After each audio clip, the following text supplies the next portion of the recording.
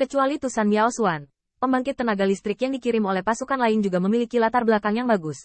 Tetapi, wajah Kaisar Ke ditempatkan di sana, dan semua kekuatan itu sendiri menginginkan wajah. Hari-hari seni bela diri dan kerabat semakin dekat dari hari ke hari. Di tanah klan-klan Kaisar Ke, banyak dewa telah diringkas oleh Kaisar. Pada saat itu, mereka akan menjadi bakat semua kekuatan, bersaing untuk pertarungan indah menantu klan Kaisar Ke. Dan Qin Yichen juga menemukan bahwa Kaisar Ke sangat menghargai kontes seni bela diri ini dan merekrut kerabat. Meskipun Putri Wenxing tidak menikah dengannya, dia tampaknya tidak memiliki terlalu banyak pilihan. Tapi Kaisar Ke punya pilihan. Dan kita harus memilih dengan hati-hati. Pasukan yang disengaja telah bernegosiasi dengan Kaisar Ke sebelum kontes seni bela diri. Tetapi setelah peringatan Kaisar Tianz, Qin Yichen tidak dapat melihatnya. Bukan minoritas yang ingin pergi ke tempat itu dan menyaksikan rasa malu Kaisar Ke. Ras Iblis Neraka Surgawi adalah salah satunya. Qin Yichen melihat banyak wajah tua. Raja Iblis Penjara Surgawi yang telah membunuh 7 murid berharga sendirian ada di sana.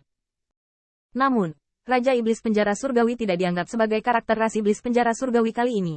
Dan dia bahkan lebih tidak mungkin untuk menikahi Putri Wenxing. Terlalu salah putriku Wenxing.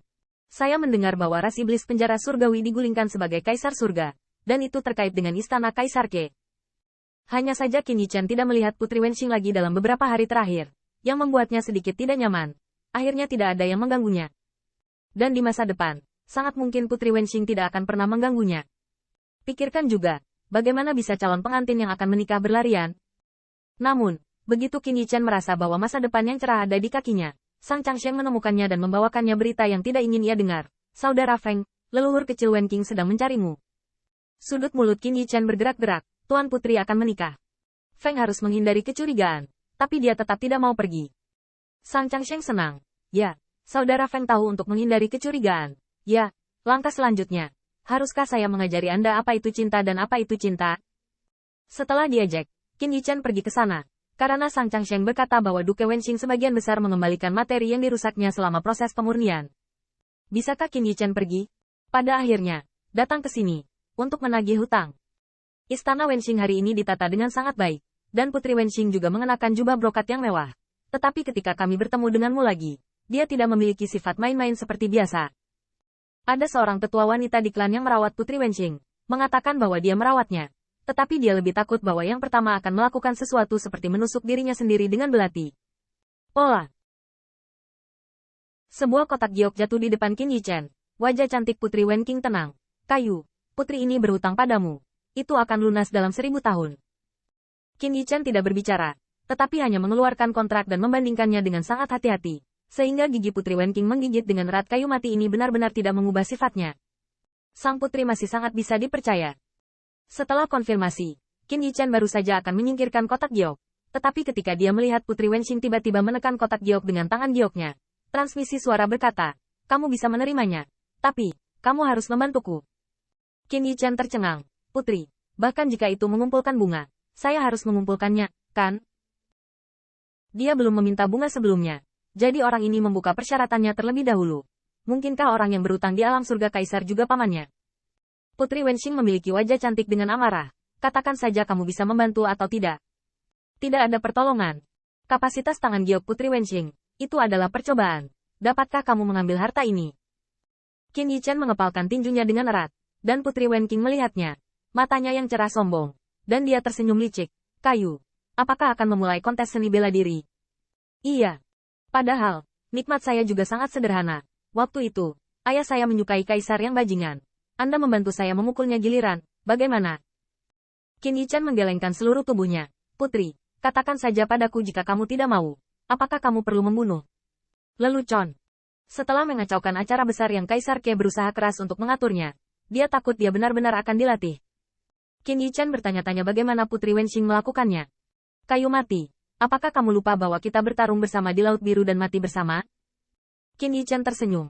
Putri, tidak apa-apa untuk hidup dan mati bersama. Tetapi kamu tidak bisa membiarkan aku mati. Putri Wenxing mengatupkan giginya. Dan pada saat ini, dia merasa sangat dianiaya.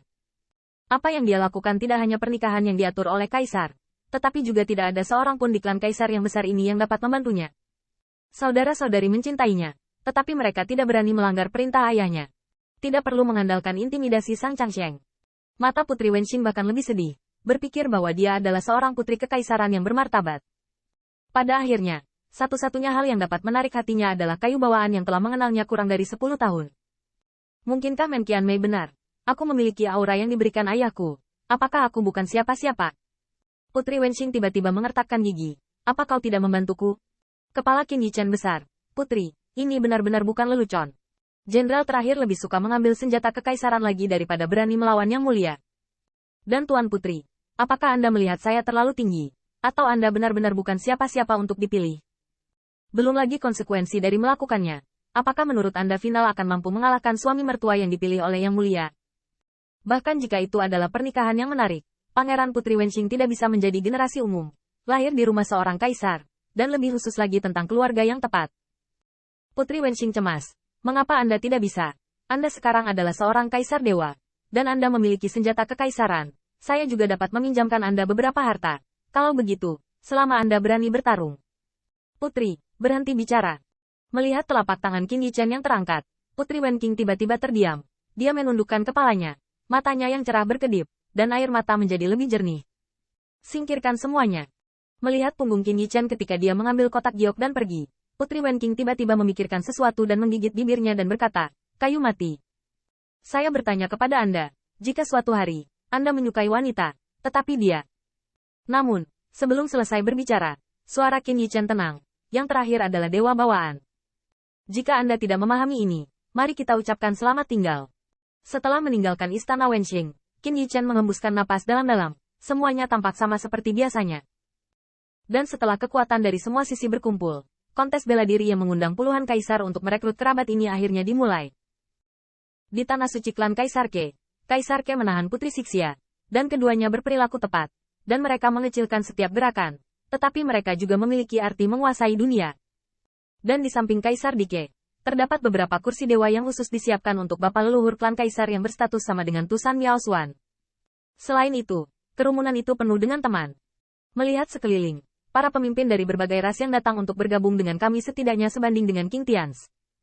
Di belakang mereka, para master dari semua ras sangat ingin mencoba, dan ada cibiran diam-diam.